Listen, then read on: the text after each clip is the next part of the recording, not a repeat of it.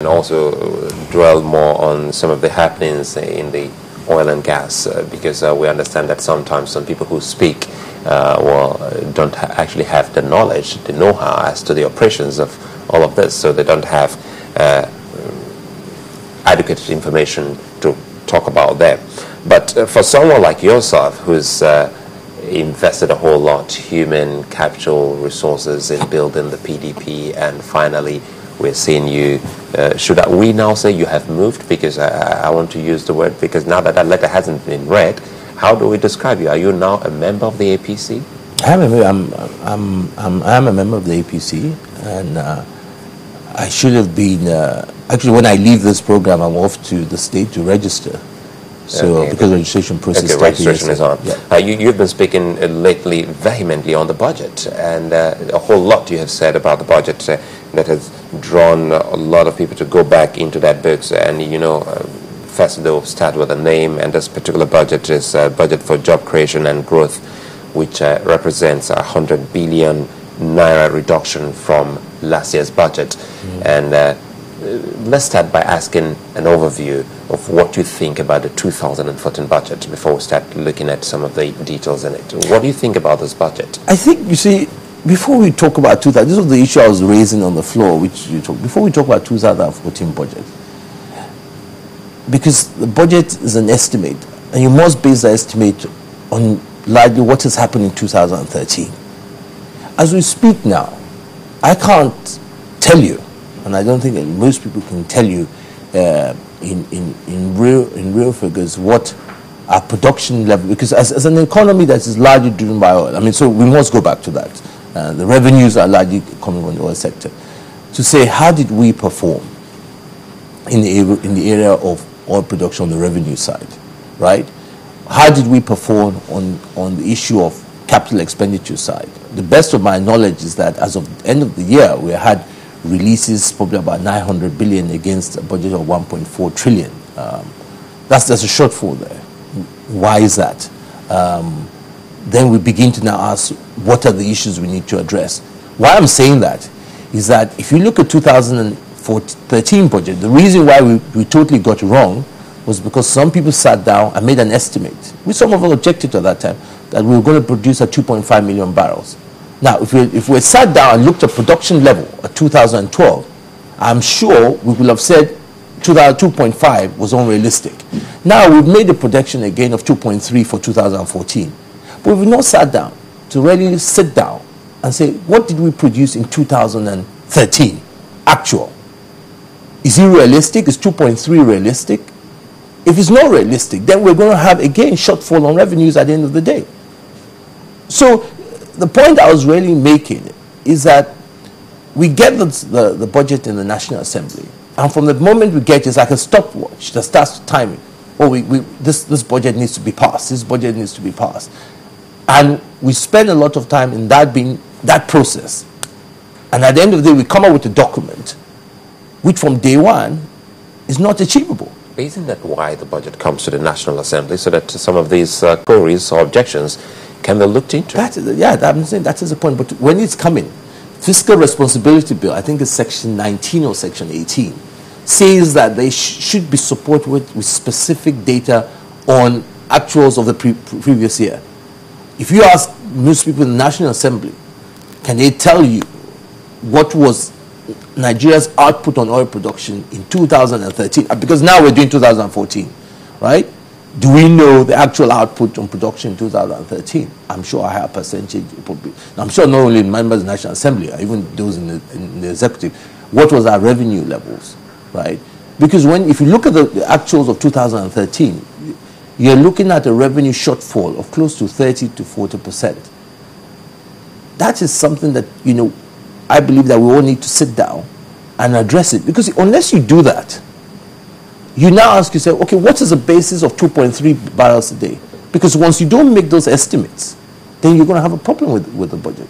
So my concern, again, is that at the end of 2014, you're likely going to have the fact that capital expenditure will not be fully implementable because the revenues are not there. Because I don't believe that the 2.3 billion barrels would be achievable based on what we're seeing now. And we should find, and then because of that, then your budget is not going to be on course. Do you understand? And that is the point. So if your assumptions are wrong from day one, because all along we've always been focusing on price, benchmark price. But we've seen in 2013, the benchmark price is not really even the issue. The issue is the volume. And nothing's telling us that 2.3 is realistic in 2014. And if it's not, you're going to have the challenges that you have. So all that, once your estimates are wrong, all the things you think you're going to be able to do, you're unlikely you're going to be able to do that.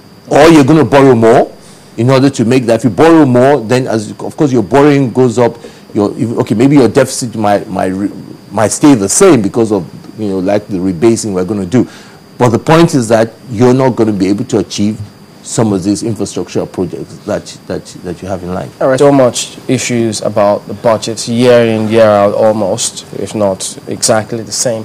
But while the Minister of Finance, the coordinating minister, was doing some sort of presentation about the 2014 budget, and she sent this transcript, and she was talking about how do we come off this rancorous situation? Do we have an independent panel of experts, independent of the legislature and the executive arm of government, wherein they just go in, sit down, decide on the benchmark, present it, and whatever they say is the benchmark, we just implement? What do you suggest we do to curb all this? The issue is not the benchmark, because even as of today, right, you can even argue that your benchmark, though you're saying your benchmark is 77 or 7, your actual benchmark is actually more like 100.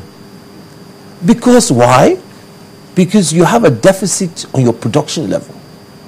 And this is why, sometimes when we speak on these issues, I think a lot of people don't know how severe or how precarious our situation is.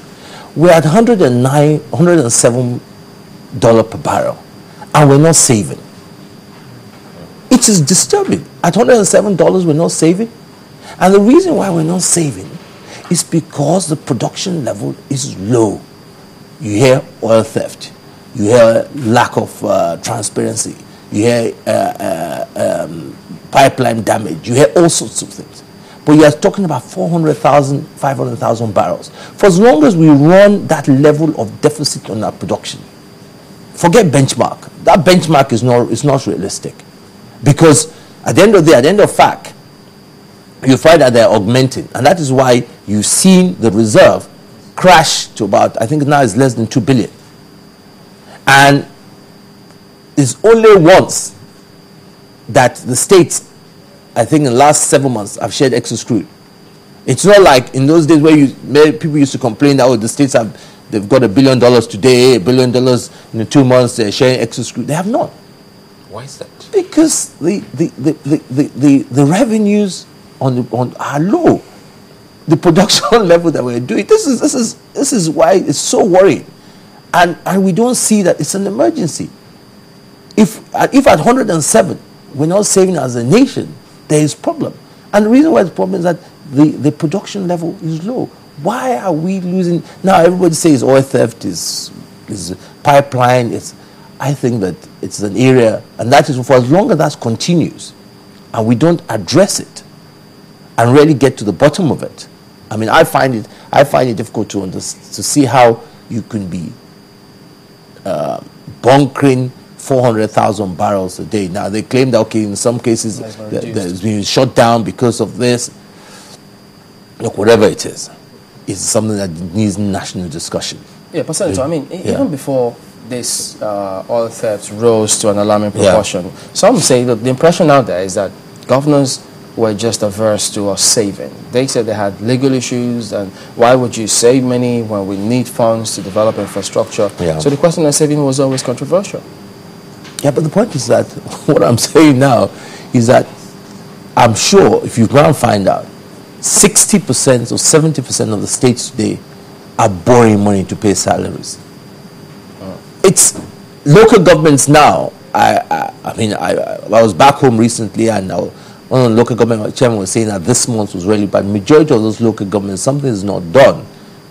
You begin to see that a lot of them will not be able to pay the salaries. Even at, and you must ask, even at that is at 107 as 107. Now maybe this month there was no augmentation, but whether there was augmentation or no augmentation, there is a serious problem. I mean, if states are actually borrowing to pay salaries at 107, which so what I'm saying, forget at 77.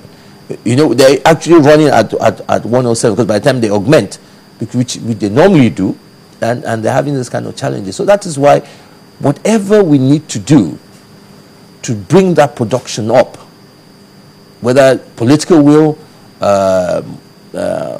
transparency, accountability, wherever we see leakages in the revenue, we must work hard to bring it in, because the situation is that precarious. Are there really